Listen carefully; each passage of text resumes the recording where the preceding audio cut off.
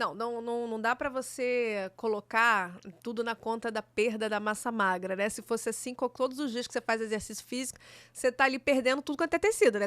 Perde tecido adiposo, perde tecido muscular, e aí, Mas né? recupera depois, né? Qual seria a função disso, né? Então, assim, sim, você tem uma participação de aminoácidos nessas condições, vamos deixar bem claro, nessas condições que a gente está aqui impondo, que a gente está analisando, que é o exercício físico intenso, volumoso, né? Sem nenhum grau de reposição, né? A gente não está nem analisando E aqui eventualmente a até um exercício disponibilidade. moderado, pode ser. A gente não está nem analisando, por exemplo, a disponibilidade dos substratos energéticos pré-esforço. Então, a gente está botando uma Sim. situação hipotética, porque isso tudo faz toda a diferença, Quando né? o glicogênio cai, aumenta-se a degradação da proteína para manter a glicemia.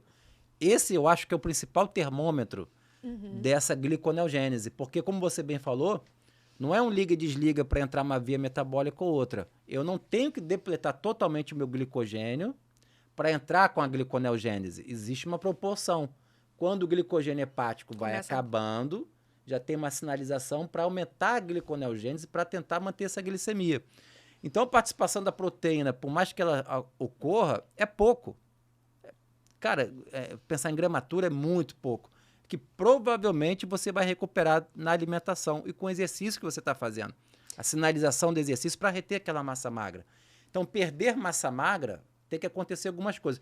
Perder massa magra de forma satisfatória, né? Que você consiga, através de uma dobra cutânea, perceber considerável, né? Que satisfatória massa magra, quando a gente perder massa magra, a gente não é satisfatório, né? Realmente é insatisfatório você perder massa magra. Que é o seguinte, olha, um déficit calórico grande, sedentário, sem fazer exercício, que aumenta a sinalização para a retenção dessa massa magra. Então, um déficit calórico grande. O que é grande, Thiago? A 1.000 calorias por dia de déficit. Déficit calórico grande, sem fazer exercício, sedentário, e da parte da alimentação, da nutrição, hipoproteico.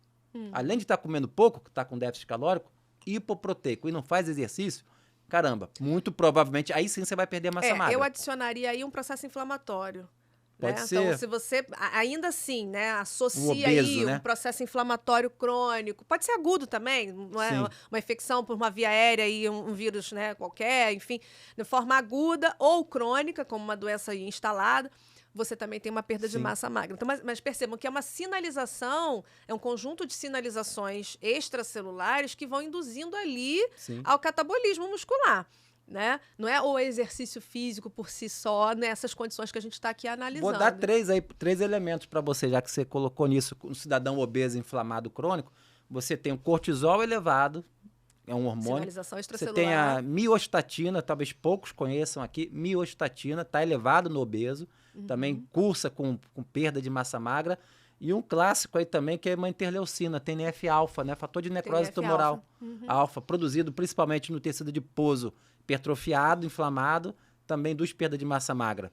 Tem inclusive a sarcopenia, né? Uma sarcopenia obesogênica. Isso também tem essa relação. E a bioquímica básica vai nos salvando nisso, em relação a isso. Então você vê, por exemplo, o metabolismo de proteína durante o esforço pode estar acontecendo no atleta de endurance, né? Ele está sendo selecionado uma proteólise ali, até em função do cortisol. Olha só, o cortisol nesse momento está sendo aumentado, dentre outras coisas, para fazer gliconeogênese, porque lembra, o músculo não pensa nem o fígado. Então, como que o fígado sabe e determina, cara, tá na hora de fazer gliconeogênese, tá na hora de fazer proteólise? É o cortisol que está dizendo isso a ele. Então, o cortisol está identificando que a glicose está caindo, né? Na verdade, o organismo identificou que a glicose está caindo, um sensor de glicose.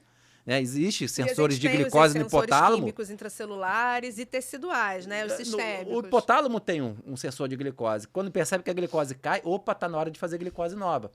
E aí você tem todo o eixo ali que vai chegar no córtex adrenal produzindo cortisol.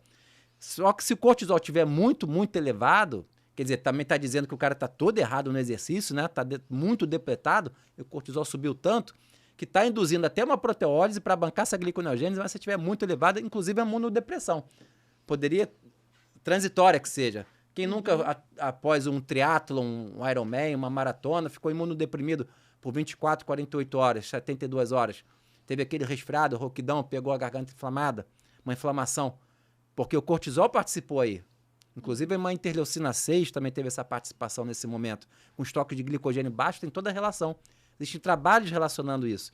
Glicogênio baixo, cortisol subindo. Se tiver muito elevado, muito estresse, com outras características, claro, envolvidas, mas podendo dar essa imunodepressão transitória logo após a atividade física. A bioquímica básica também acaba explicando. Então, a suma importância do aluno, do profissional, entender o começo de tudo, né? Você quer construir uma casa, tijolo por tijolo, cimentar. Então, fazer a tua carreira, né, com uma base sólida. Entender aqui tem glicólise, tem glicogenólise, tem gliconeogênese.